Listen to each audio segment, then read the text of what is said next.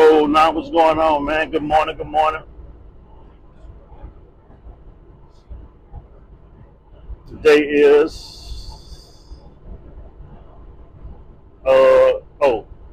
Thursday, 23rd. You did had a little brain fart right there.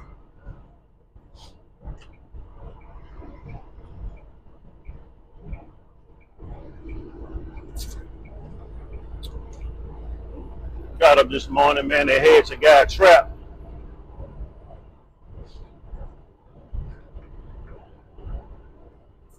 down here in Charleston, South Carolina, by way of Houston, Texas.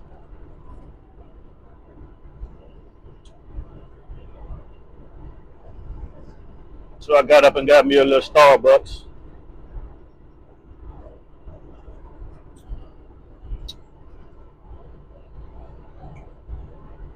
Didn't have none of my favorites. My favorites is actually Dunkin'. Those bottled Dunkin' coffees. They got varied flavors: original, mocha, caramel, and like French vanilla or something like that. But it's better to get those freshly brewed ones. My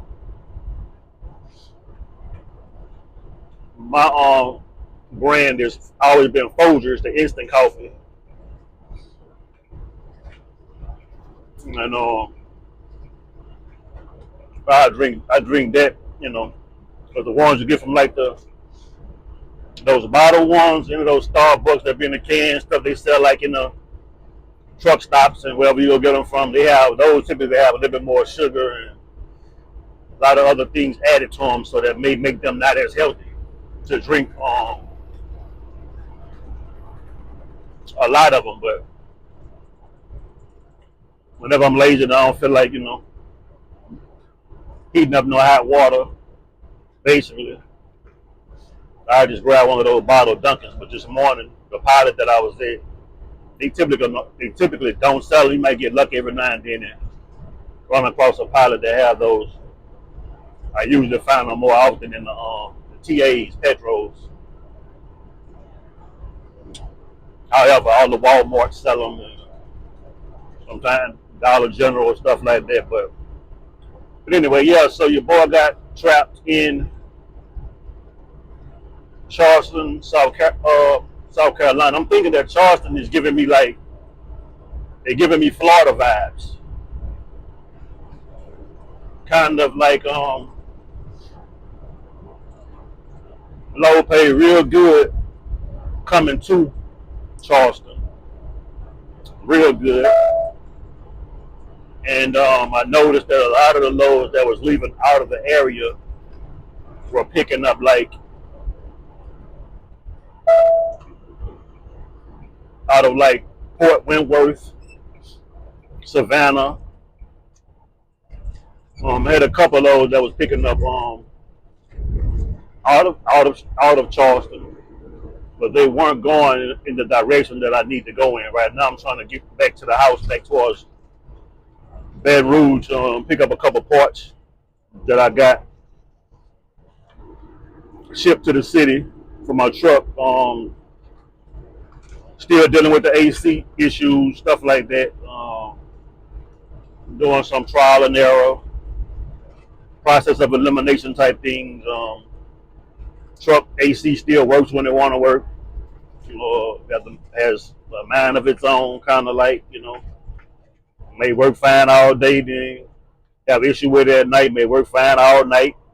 You may have issues with it during the day, and it may go back and forth like that. Sometimes it works fine all the time, but um, did a lot of different things with it when I first got it. They said it was the compressor that had went out.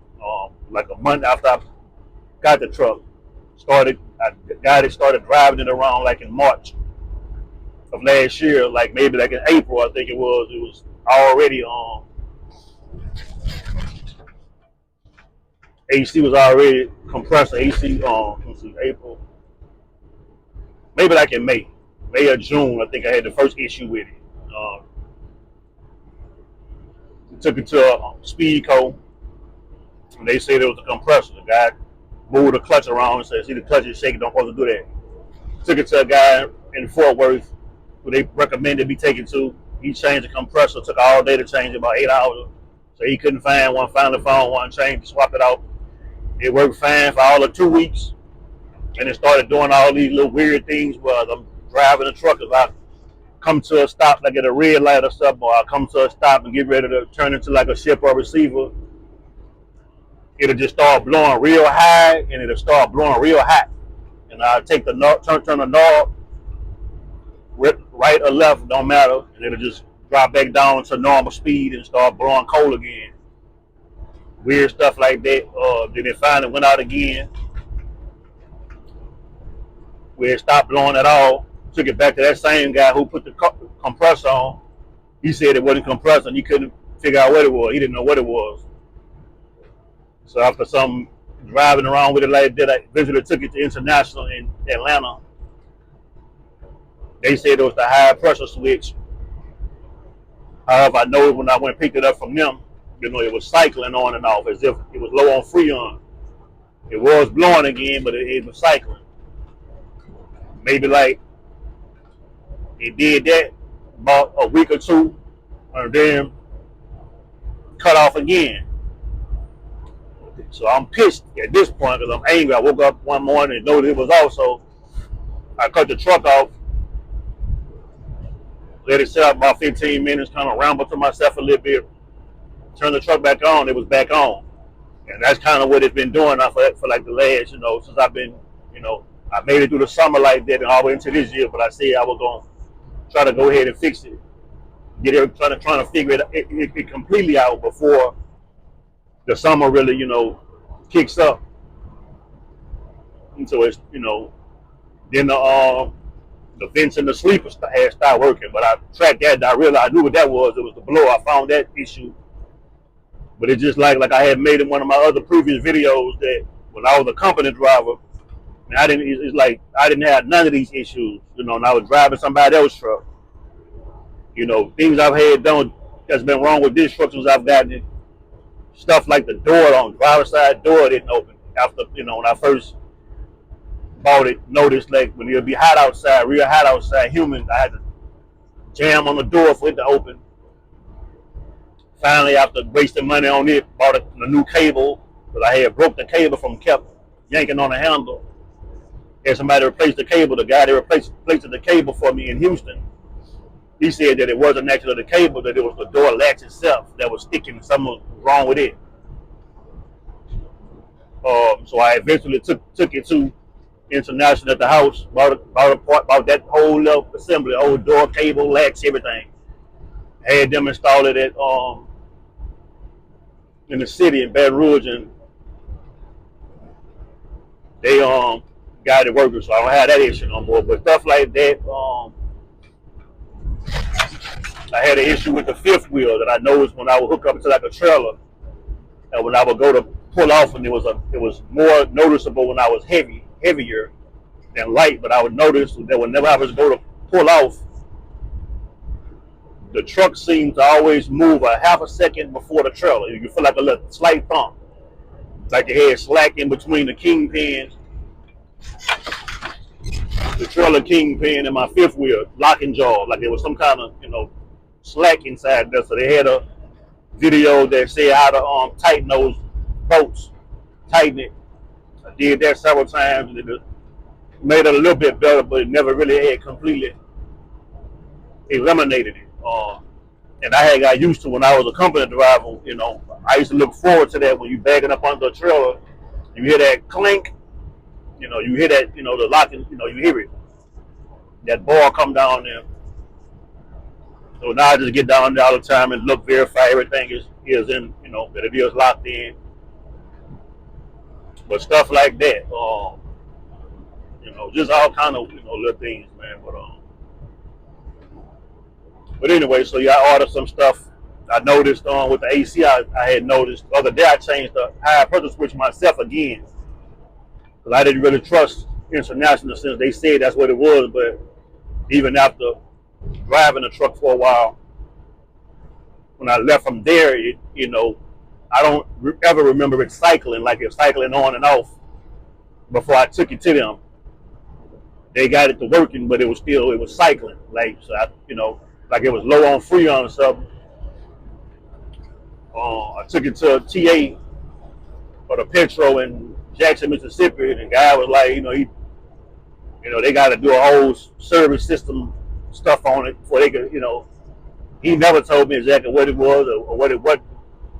Because I had bought one of these little Arctic Air, like one-time use rechargeable things that maybe it was just low on Freon.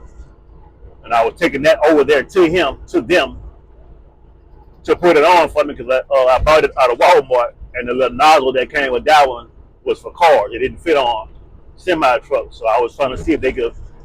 And he was like, "Well, man, they don't allow us just to do that. We got the diagnostic, and if you want us to do that, we could do it for." So after $188, I left out there the same way I was when I went in there. Nothing, and not even it's this or that. Actually, what he told me was, get rid of the truck. That was his advice. He said, man, he said, man, my girlfriend, man, she had one of these trucks, one of those internationals, and we went through the whole chain, the whole system, and still couldn't figure out what was wrong with it. So she took the truck to the auction and got rid of it and bought off, Freightliner or whatever. And,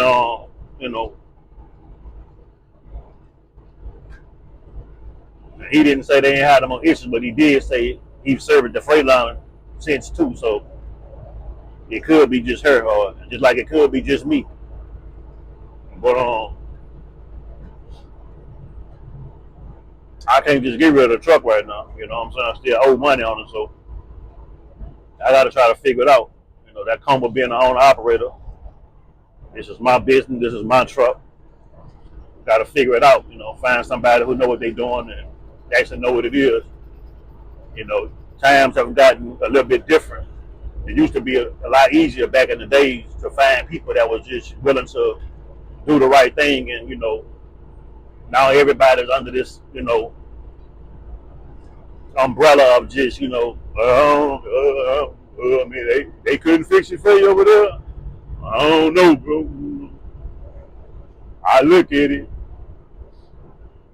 Back in the Gap, you just pull up in the trap. I'm sorry, back in the days, you just pull up in the neighborhood and get one of the guys sitting under the shade to come over there, and he know everything. You know what I mean? About everything, a little bit about everything. So he can get you right, you dig? But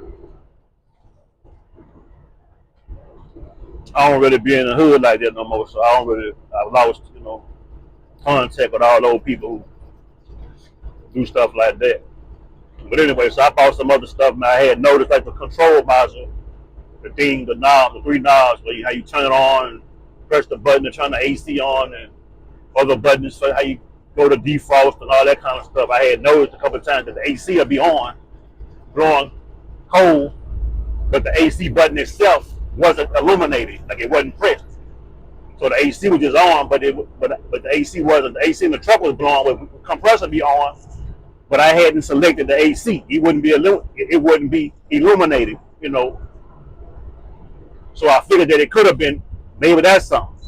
That could be a part of it. And so I went and purchased one of those. Contacted International, got the part number for it. They gave me their price, of course, and I took the part somewhere else. And it was about $100 or something cheaper there.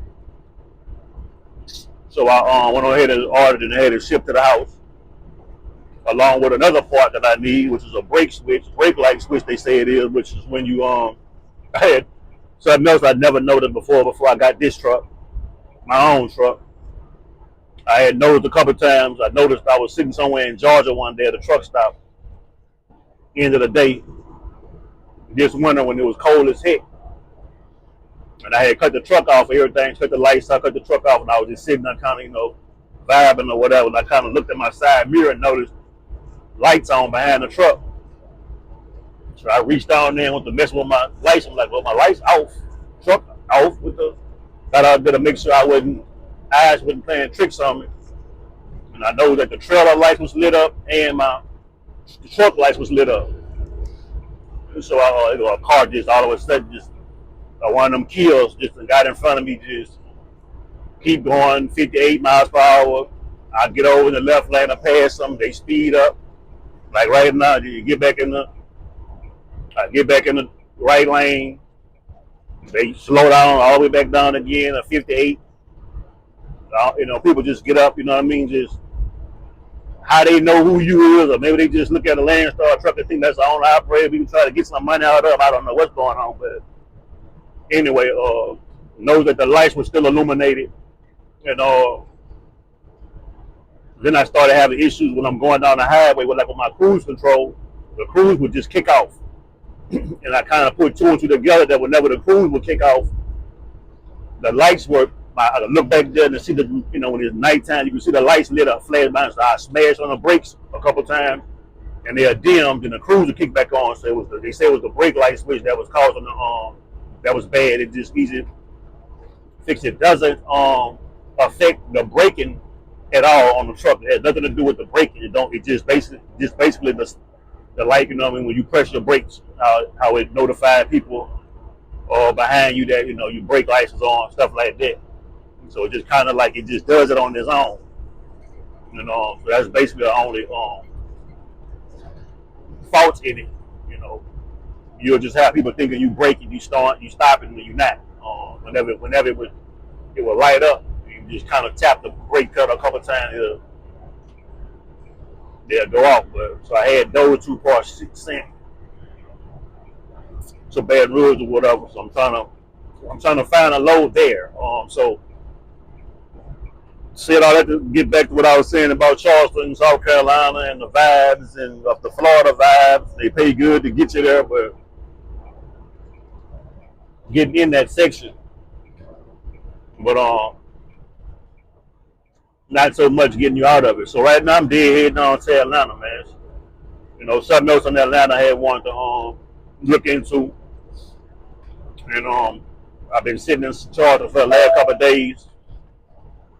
Since yesterday, I got unloaded yesterday at about 10 a.m. and I'm just leaving there now. It's 10 a.m. right now. I just left from where I was sitting there about 30 minutes ago. About 24 hours I've been sitting there. I've been over there and really wasn't seeing that I really wanted. And they had a couple of those again, but they was going away from where I was trying to get to. I mean, it's, I'm trying to get towards Louisiana, close to Baton Rouge, so Texas or Louisiana, Alabama, places that's getting in range. Where they was going down into Florida or, going to Missouri, going to Michigan, going all these other places. Couldn't even find nothing that was going through Baton Rouge. I could have stopped. And the ones that were going through, for some reason the days kept changing. Like the one that was picking up today, when I called about that load, they said, "Oh, I'm sorry, they changed the load to tomorrow, to 24th." They had a load that I was supposed to be picking up yesterday that I checked on or whatever, and he was like, "Oh, I'm sorry, that load is it's changed. It was to the day. It picked up for tomorrow. Sorry about that or whatever." So it was kind of weird, So I just said, let me go ahead and sky out. Go ahead and ride out, get out of that area, whatever. But then Landstar, they just rolled out this new platform. I noticed when you log into the Landstar online. I got an email a couple of days ago saying that I was one of the BCOs that was going to be put on a new platform. Like it's basically how you go in and look at loads and get all your information, all of the particulars. I did notice one of the main changes of the dashboard when you first log into it. It kind of shows you your year-to-date revenue, 1099 revenue. I noticed that right out the gate. I noticed how many loads I had booked to date. I noticed the markets where the the best rate per mile is at, what cities, what states. All the things that I noticed on the old platform. However, on the older platform, you had to navigate to that. You had to go to a different, you know, you had to click a different button, and I'm not gonna think of it, right now. But you had to, navigate away from the load search page, and you had to choose that. Like when you first log into the older platform, it gives you all of the choices. So you can click on anything you want to click on and get to that point on this But whenever you would click on that, like your load search, that wasn't a part of it, and that's the biggest thing that I kind of noticed right out the gate. That when you log into this new platform that I was looking at on that screen where the load search is there, where you click the load search or whatever, you able to see all that like on that screen is again your year to date revenue, 1099 revenue, loads, stuff like that. What a hot like the hot routes, hot market, what a hot loads, that stuff like that, all that kind of stuff. So I kind of like it, and I kind of don't like it. I like that, of course, but it just looks, just like one of those things. If you have a choice between the old and the new, I would just stick to how it was. And I do believe in the email that it said that you can go back to the old format, just do a couple of clicks, and I guess you can go back to the original one if you want to, if you don't care for the new layout.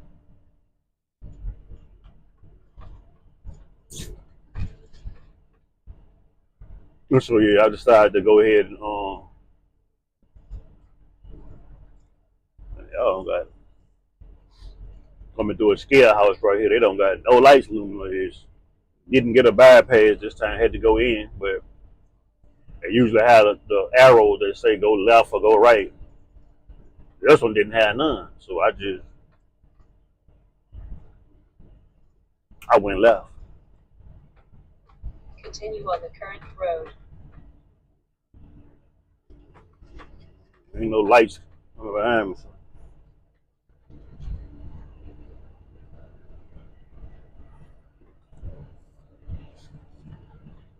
So yeah, so I'm gonna go ahead and I've decided to go ahead and head on to Atlanta, about 4.5 hours, right at 5 hours away from Charleston, and I had a little extra fuel on this load that I didn't use to coming into Charleston from Houston. So it's all good. I actually did the same thing last week to get this load, the load that I picked up from Houston, bringing me to Charleston. I actually deadheaded out of Dallas, and it's also is about 3 hours and 45 minutes, 4 hours from Dallas to Houston. So I pretty much did the same thing anyway. I did the same thing there to get this load, and that was kind of by choice. I just didn't want to sit up there in Dallas. But I'm starting to notice that all these major cities, man, they kind of all the same. They all ratchet a little bit. City most of the truck stops up there in Dallas, off Lancaster, off Polk Street. That's the Loves on Polk Street. And on Lancaster, you got the Pilots. You got all the ages are kind of all the same kind of people.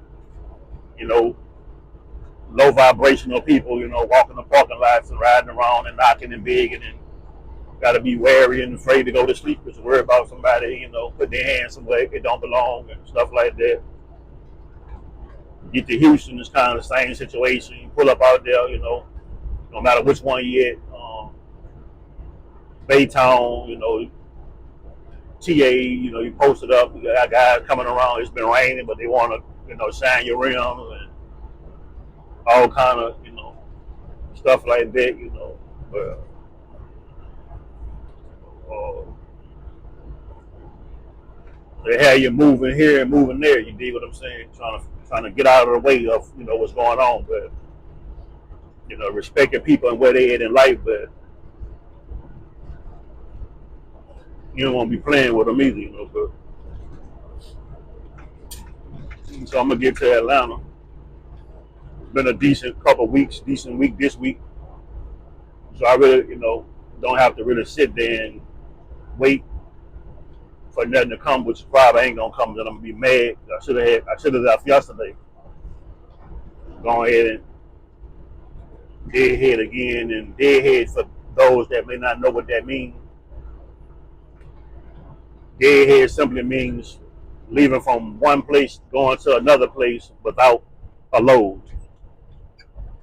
and without getting paid for it.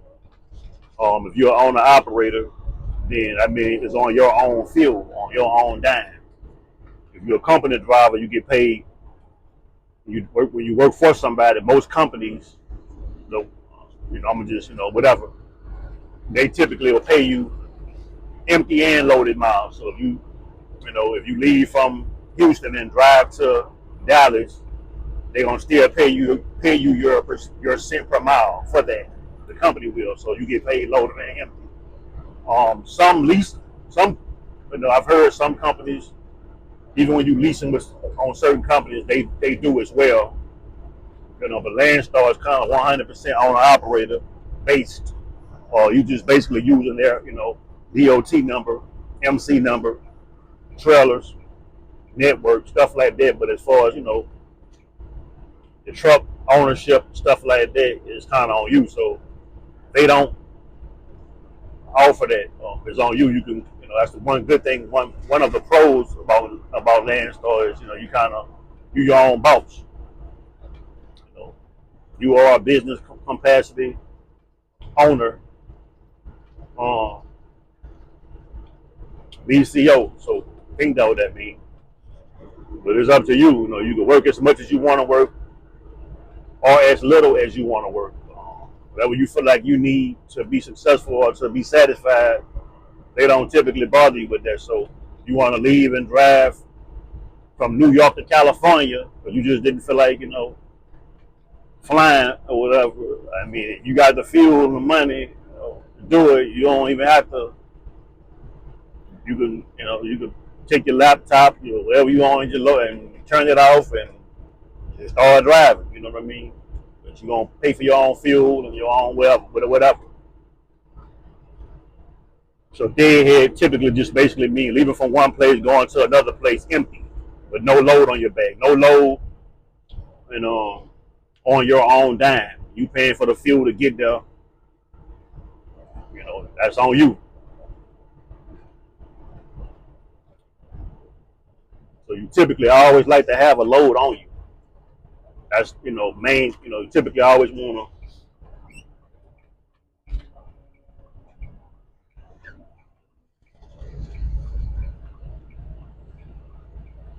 And so you can get paid for. We're not out here to be working for nothing.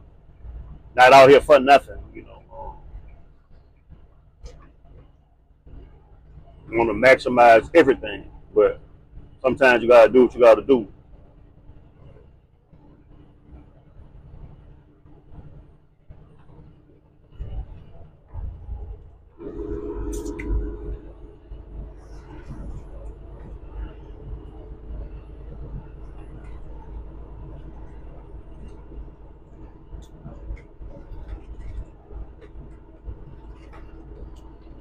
I got to admit, man, I love Dubai, whatever that is, Dubai,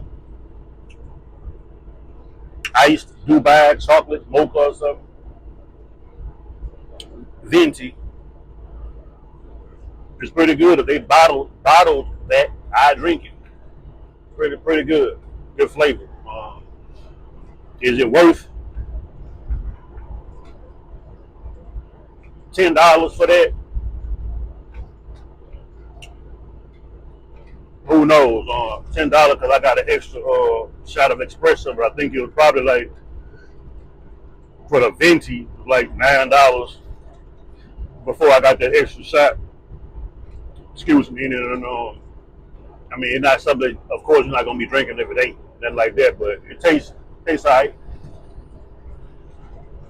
What are y'all favorites? You know, like I said, my personal go-to is just a regular instant coffee, Folgers, Crystals. I rock out with that. But I ain't had none, so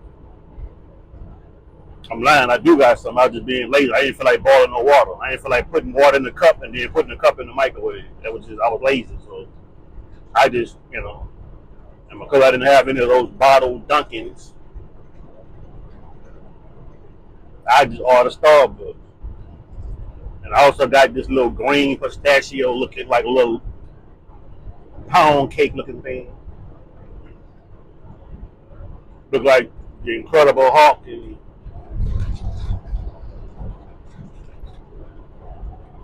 Black Panther got into a little mix. It's green and brown, green and black. So these little pieces of I think pistachios on it or something. But that's about it. Just wanted to chime in, tap in, make a quick little video. We're about 30 minutes right now, so I'm gonna go on and punch out at this point. I think I did good today. I think I stayed respectful. I ain't diss nobody. You heard me? I ain't saying nothing disrespectful. I don't believe. No. So yeah, that's how we gonna end this before I get in trouble. With all the other truckers out there doing their thing, man, and staying safe. Everybody stay safe. Try to keep a good attitude about the stuff going on out here. If you're out here driving these trucks on these highways, be respectful of the construction zones. Just be respectful of the highways, period. And sometimes, just think, what a privilege it is to be riding on these paved highways. I think sometimes things just that small may go unnoticed or unrespected.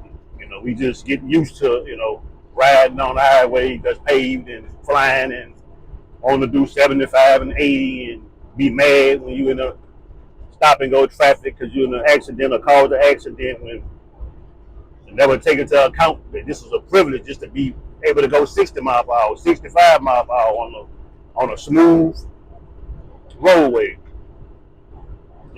unimpeded. So try to be respectful. These four-wheelers, they're going to do whatever they're going to do, They just, like I said earlier, but try to be positive, man, as much as you can, and yeah, get home safe, man, to them children. Until next time, you dig. Peace.